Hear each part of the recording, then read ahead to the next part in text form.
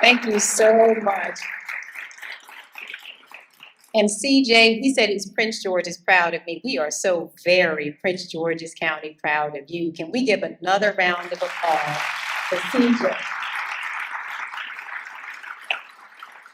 And I'd also like to say to Ms. Perry, we thank you so much. We could feel your pride as well. And we thank you so much for your leadership. And we're just so happy to have you here with us here today.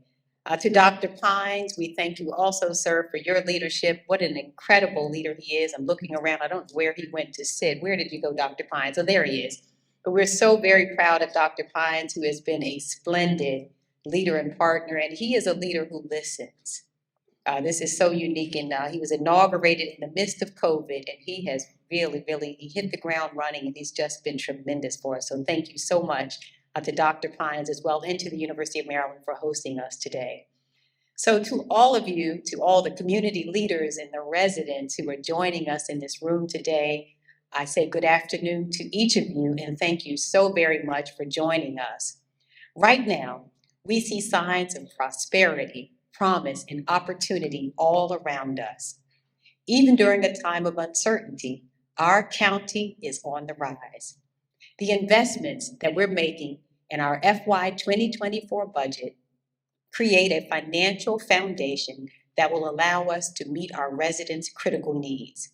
Our budget is focused on residents today and ensures that our county can prosper together tomorrow. In other words, this is a budget that is future-proof.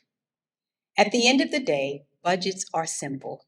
There are costs, things like the fire department, police, schools, roads, and other important services. And there are revenues, taxes that our county collects from businesses and property owners. The fact of the matter is this: Prince George's County has less revenue than many communities around the region. And I hear residents say all the time, Washington, D.C. has all of these extra services that our residents don't have. Well, that's because just last year, Washington, D.C.'s budget total was $19.5 billion for 700,000 residents. This year, Prince George's County's budget total is nearly $5.4 billion for nearly a million people. So how did Washington, D.C. create so much revenue? Decades ago, leaders in Washington began to invest in their community the way that we're doing now.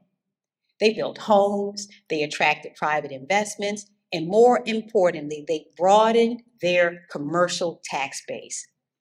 In turn, the district saw their revenues grow, which allowed them to offer more services to residents. Prince Georgians, we're following this same path to prosperity. But where are we on this journey to a future-proof budget? Well, first of all, for everyone in here, I need to level set. I'm not here to talk about the $5.4 billion. I can't talk about all of it in our budget. As a result of the legal mandate that we have, we're required to give 62% of our budget to our school system. And our public safety programs require at least 19.7%. That means before we spend a penny of our revenues, 82% of our entire budget goes just to public safety and to our school system. And so I'm here to talk to you today about the remaining 18% of our budget. This year, our new revenues are $189 million. But now, because of the Kerwin funding formula, nearly half of all of our new revenues must also go to education. The tenets of Kerwin help make our students ready to achieve. With early childhood education, high-quality diverse teachers and leaders, a focus on college and career readiness, more resources for students, and with greater accountability, Kerwin promises to move Maryland's K-12 students to the top. But the legally mandated funding requirements charge communities that have more vulnerable children, like ours, extra. So for example, under the current Kerwin funding formula, this year alone, we have a legal mandate to spend an additional $88.4 million on education. That's more, just to kind of give you context, that's more than our entire budget for Health and Human Services. For the last 4 years, we have met and exceeded our funding obligations for Prince George's County Public Schools. We gave our teachers a historic raise. We've broken ground on an unprecedented 10 new schools in the past 3 years alone. And we're on track to open 6 new schools in 2023. For this administration, you should know that education is a top priority. We have the privilege of educating some of Maryland's most vulnerable children. In Prince George's County, we educate the single largest number of disabled students in the state of Maryland. We also educate the largest number of students who speak English as a second language. 62% of our children are on free and reduced lunch, and Prince George's County's children have the lowest kindergarten readiness scores in the state of Maryland. As a result of these challenges and the way that the formula is written, we are required to pay more.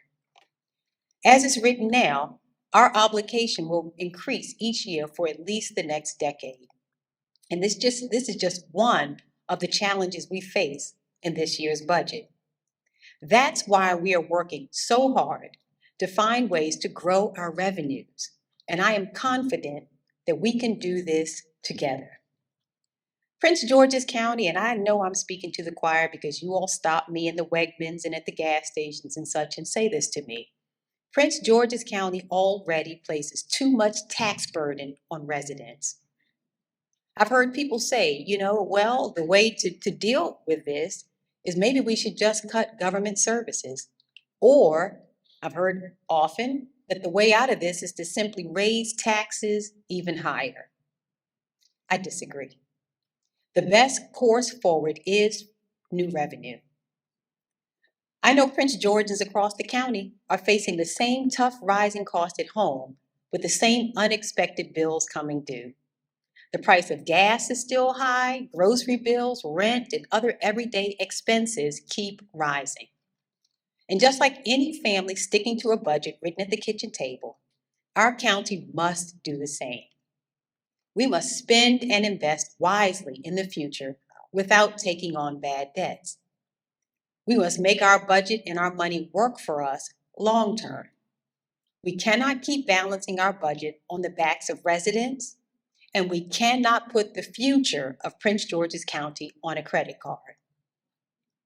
A future-proof budget will let our community offer more services and eventually reduce taxes at the same time. If we grow our local economy over time, we will increase revenues. Our 2024 budget is an opportunity to do just that. We can build a new amphitheater that serves our residents and attracts new businesses. We can build a new cultural center that promotes economic growth in an often overlooked region. These projects have a near-term benefit. They mean new restaurants, new places to gather, new places to live, and new jobs to pursue. Now, this is a very quiet room. Are you all excited about a new amphitheater, a new cultural center, new places to have entertainment? Okay, I thought so. In the long term, these projects expand the commercial tax base. They help reduce the unfair tax burden that our residents now bear, and they help improve our revenue, which means more services that we can afford. That's smart. That's what we mean by future-proof. This opportunity lies in the Blue Line corridor. With hundreds of millions of dollars in private investment, historic buy-in from the state, and grants from the federal government, our projects have the potential to transform an overlooked part of this community for the better. It all comes down to a smart way to grow, something known as transit-oriented development. Transit-oriented development means our county is focused on building out homes, retail spaces, and offices along existing metro stations.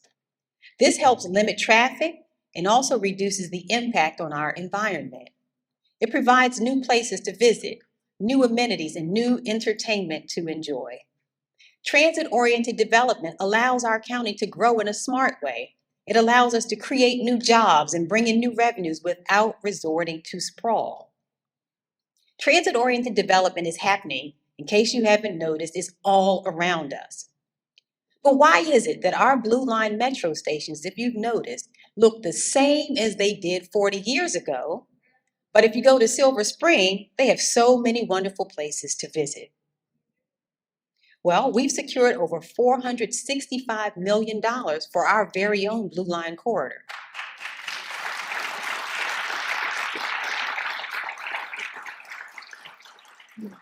And you're clapping, but you know what? We're going to give you more to clap because we're in Annapolis as we speak, and we're not done yet. We're there to secure even more money for that Blue Line corridor.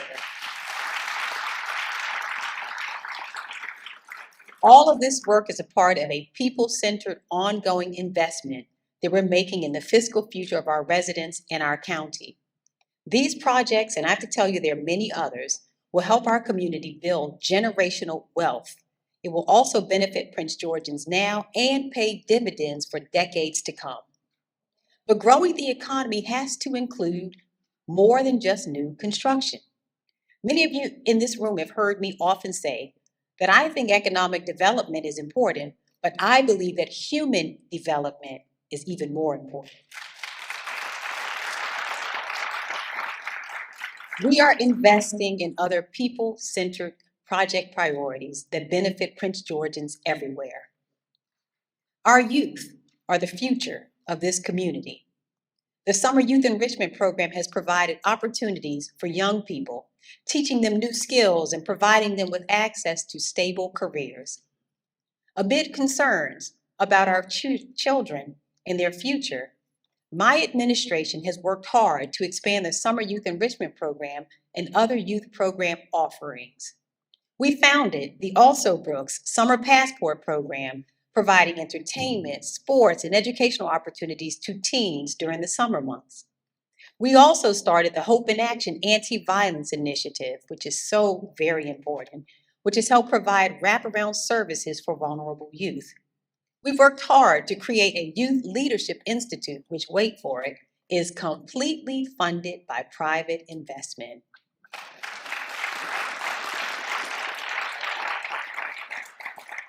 I want to take a moment to recognize a student who is here with us today who takes part in the Youth Leadership Institute. Adriathan is here, and I want you to go ahead and stand up. Adriathan, let's hear it for Adriathan. And let me tell you, this is a super incredible and super bad young man, and we're just so proud of him. And he's already accomplished so much. As a part of the Police Athletic League Mentorship Program, Adriathan recently won a prize at a Shark Tank pitch event.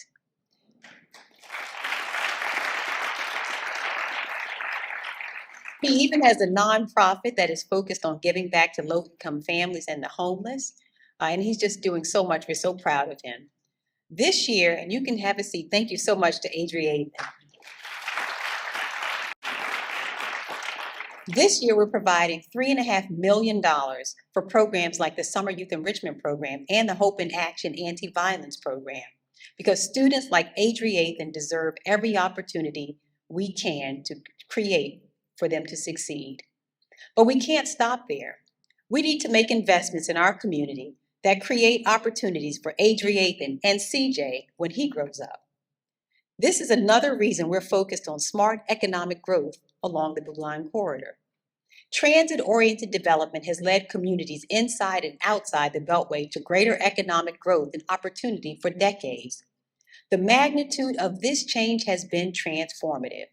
And if you don't believe me, just visit Roslyn, visit Bethesda, visit Alexandria, and what we know is that projects like these help future-proof municipalities across the region.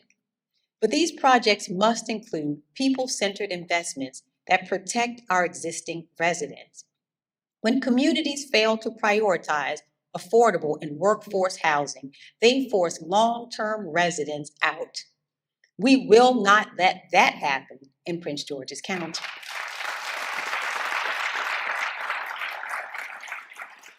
In fact, we've been working on housing solutions since our first legislative session in 2019.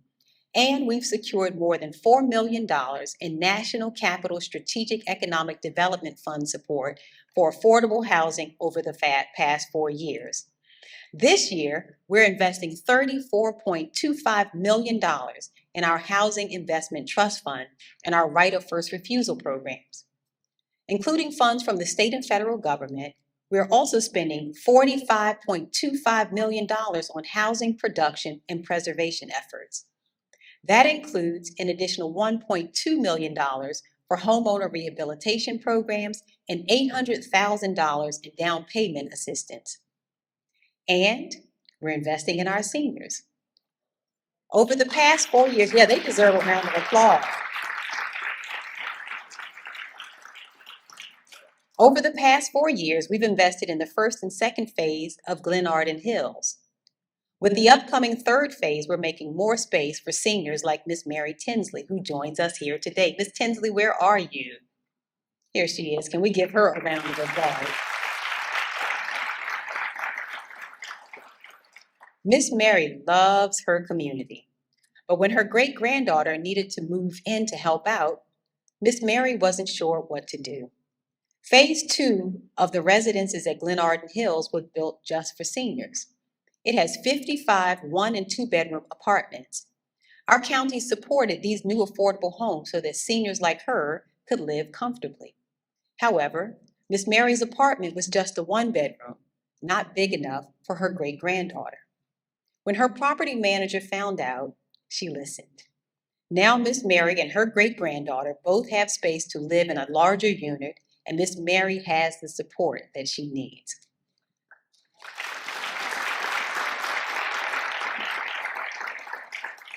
Phase 3 of Glenarden will have 2 buildings, one with 44 units and another with 114 units, supported with $3 million from our Housing Investment Trust Fund.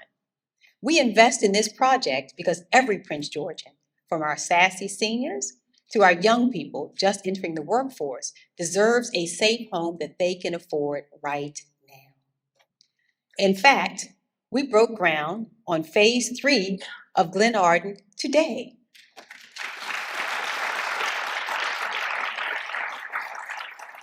The same way that our Glenarden Hills project made life work for Mary, we have to make life work for every Prince Georgian, including our county-based businesses. A future-proof, people-centered budget allows small businesses to access opportunities and to grow. When I came into office, I heard the concerns of our business community about county procurement. Our technology was antiquated and it was slow. I can see Jonathan right now, who is director of our Office of Central Services, who said to me, well, I have to tell you, I love working here. Thank you so much for inviting me to come to your administration, but I got to tell you the truth. It's a little bit like 1985 around here. He said that the technology was just a little bit behind the time. We heard the same thing from Sean Stokes at Human Resources Management, who said, well, we're evaluating our employees using triplicate forms, meaning I get a copy, you get a copy, and there's a copy for the file. Well, they tell me they didn't do business like that anymore. So in 2019, we made a substantial down payment on a new system to modernize our processes. Our office, yes, thank God. Our Office of Central Services launched a new fast electronic procurement system. We also increased business assistance programs for small, minority-owned, and county-based businesses. And this year, we're keeping up the pace with another $17.8 million of funding for these important programs. For example, our Office of Central Services created the Mentor Protege program, which pairs larger firms with smaller ones who are new to county procurement. We're joined today by one of the business leaders who took advantage of this program. Mr. Stanley Taylor, would you please stand up?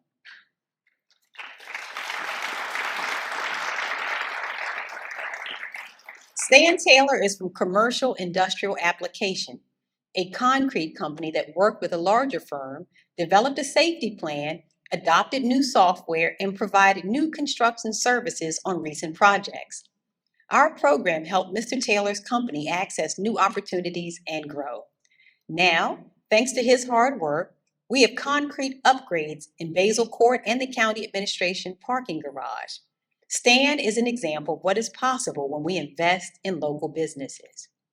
That's why we're investing in opportunities for small, minority-owned, and county-based businesses this year. These programs work. That's also why we must keep removing unnecessary barriers to opportunity across government. That's especially true for our Department of Permitting, Inspections, and Enforcement. She's right. She understands. This is our NAACP president. We want to thank her so much, Ms. Linda Thomas, for being present today. Delays are costly, confusing, and absolutely unacceptable for businesses and residents alike. Over the past 4 years, we've invested in changes at DPI that will make permitting easier and more efficient. This year, we'll keep moving forward at DPI with $3.9 million to fill all DPI positions. Come on. And to follow through on IT initiatives like Momentum that will make permitting smoother. We must complete our improvements at DPI because no Prince Georgian should have to wait a year to build a deck.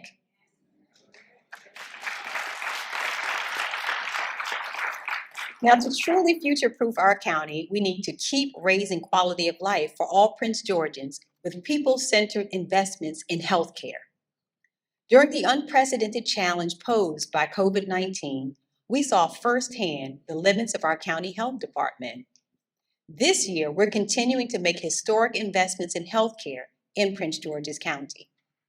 Through county-based funding as well as funding from other sources, we're building on our new behavioral health facility by spending an additional $23.2 million on behavioral health services.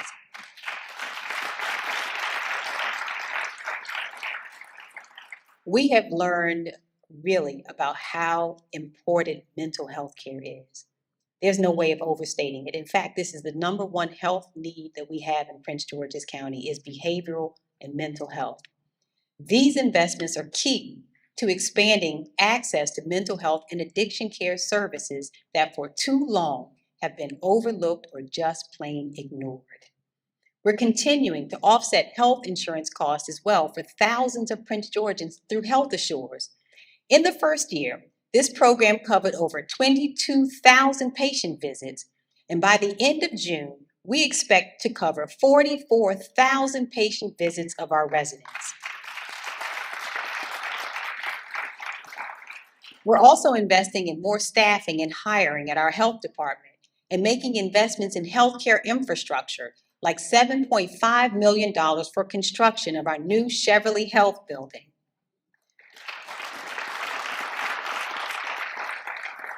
Last year, we secured $67 million for a state-of-the-art cancer center. Once the center is completed next year, cancer outcomes will gradually improve over time for Prince Georgians. And for those in this room who don't know, Prince George's County unfortunately has the distinction of having the largest incidence of breast cancer, colorectal cancer, lung cancer, and prostate cancer in the region. Yet Prince George's County was the only major county in the state that did not have a cancer center until last year.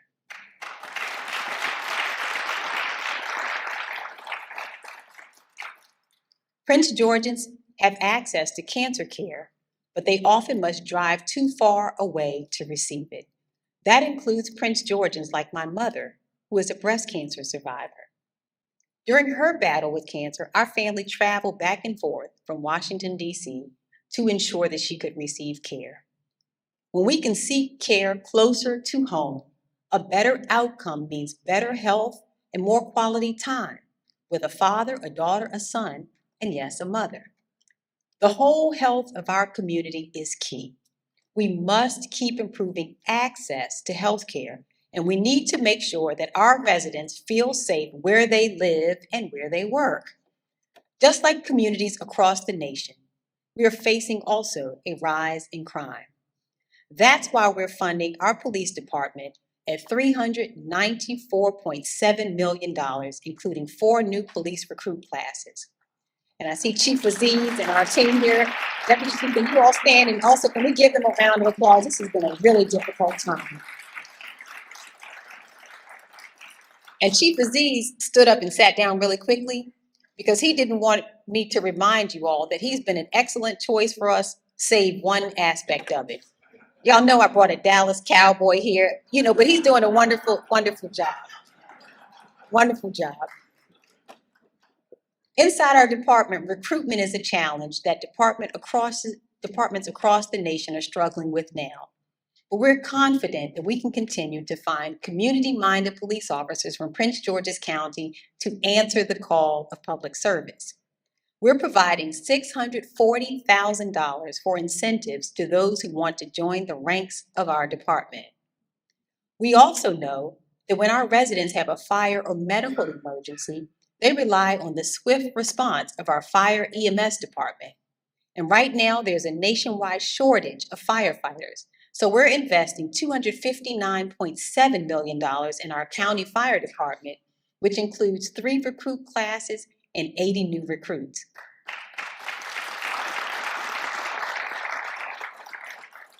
This ensures that they have staff that they need to answer every call. While our emergency services do an outstanding job responding to emergencies, the real goal is to prevent them from happening in the first place. Is Chief Green here? I was wondering, I don't know whether she's in here or not. She isn't, but I wanted to acknowledge her in her absence. A future-proof community must make investments to combat as well the effects of climate change. Not long ago, we saw Route 50 change from a road to a river. We're seeing 100-year floods happen every 2 years. With smart investments, we can promote the health and welfare of every Prince Georgian in the face of climate change. We're investing $20.7 million in local watershed protection, $113.2 million in our stormwater management fund, and $141.5 million in the Stormwater Management Capital Improvement Program to keep our homes and our roads from flooding. Our FY 2024 budget also includes $135.5 million for Clear the Curb. Clear the Curb includes all of the waste collection programs that Prince Georgians depend on, like the new composting program and our popular curbside bulky trash program. Do you all like that bulky trash program? I see Director Coon is here. Can you stand up and let everyone see you? She's done a wonderful job of getting us on the right track. Our improved bulky trash program that we rolled out under Clear the Curb allows residents to set out 2 bulky items with their trash each week. With this, we've eliminated the 311 backlog for bulky trash pickups, which forced residents to wait months for a bulky trash pickup. And our curbside composting program has already reached 85,000 households across the county.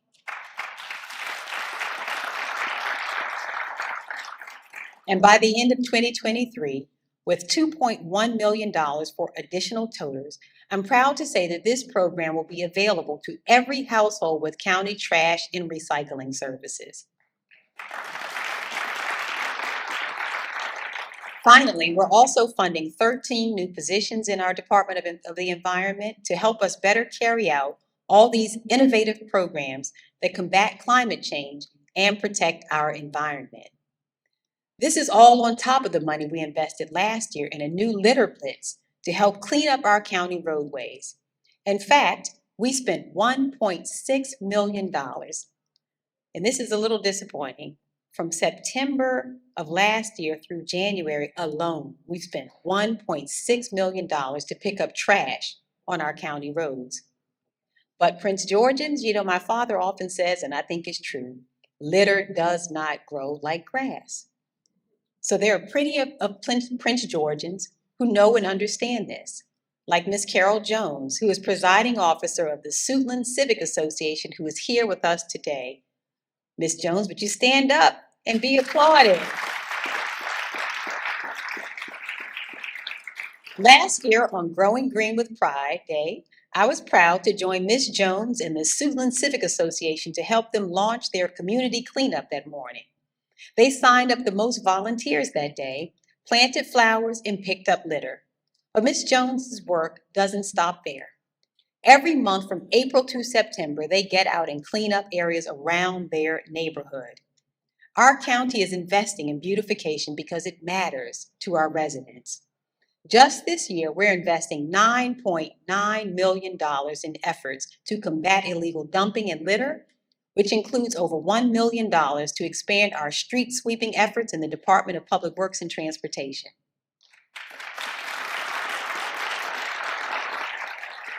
In this budget, we will help residents like Carol partner with us to keep our county clean. Now, I have to just add a note in here and say, we're going to continue as a government really investing every resource available to us to make sure that we keep our roadways clean and that our roadways reflect the pride that we feel in our community. But I just have to say also that it is so important and so incumbent upon all of us to also continue to educate our community. I believe the $9.9 million that we're spending picking up trash, I believe our community would also like to see us be able to invest those dollars at some point in planting trees and in doing other things other than cleaning up trash. I would like to use your tax resources in a different way in the future. Now, what does a future-proof Prince George's County look like? There is a lot to consider. A future-proof county is on sound fiscal ground. It meets the demands of residents and finds ways to best serve the people. A future-proof Prince George's does not depend on residents for revenue. A future-proof Prince George's County has a broad and sturdy foundation based on an expanded commercial tax base. When we think about what our community expects from Prince George's County government, a few basics come to mind. We expect our trash to get picked up on time. We expect libraries to be open, sidewalks to be walkable, and our permit office to operate in a timely fashion. We expect that when we dial 911, someone is going to show up. This year, we're using our budget to deliver these basic services. And with what's left, we're investing in a future that allows us to offer even more. For decades, we've had a conversation in Prince George's County about taxes. The only long-term solution to the unfair tax burden that our residents face is to grow commercial revenues.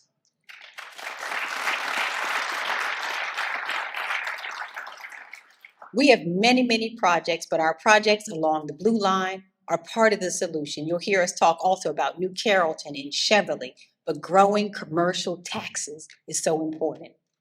There's an idea that some folks have that says Prince Georgians should drive out of county for services, that we should travel to Virginia or Washington, D.C. or Montgomery County for entertainment. There are some people who think it's okay for us to travel to Anne Arundel when we need to go to the hospital, that we don't need more services here in Prince George's County because we can just do what we've always done, keep driving out of the county. I have to tell you, I disagree. Prince Georgians, we deserve access right here at home to quality amenities, fantastic services, wonderful entertainment, and a high standard of living in our home. And we can deliver new amenities and at the same time stop balancing this budget on your backs. I am calling on all Prince Georgians to pay attention to the county budget this year. Pay attention to the way that your tax dollars are spent. Ask yourselves, how can we invest in a future-proof county now?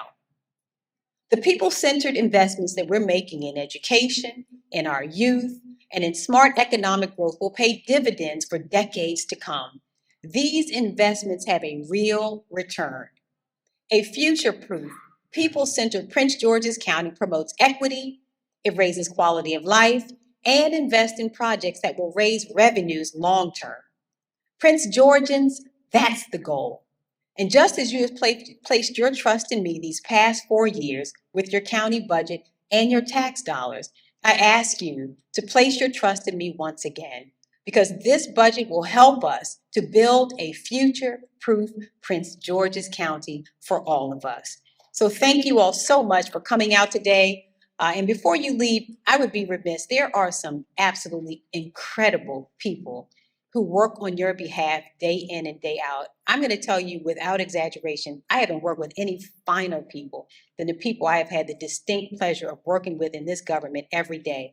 I named a few of them, but there are some other super bad ones whose names I didn't get to mention. So if you would allow me a moment, would you please show your appreciation and would you please stand, all of the members of this government who work in any capacity, would you please stand to be recognized right now?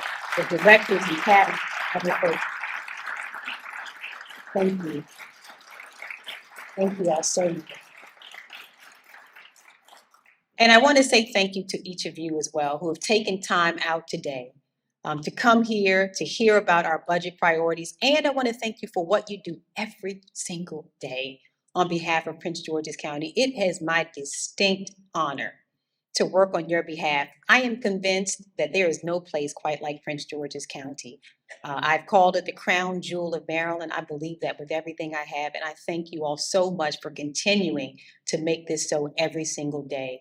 It is my great desire that God would continue to bless all of you and that God would bless Prince George's County. Thank you so much.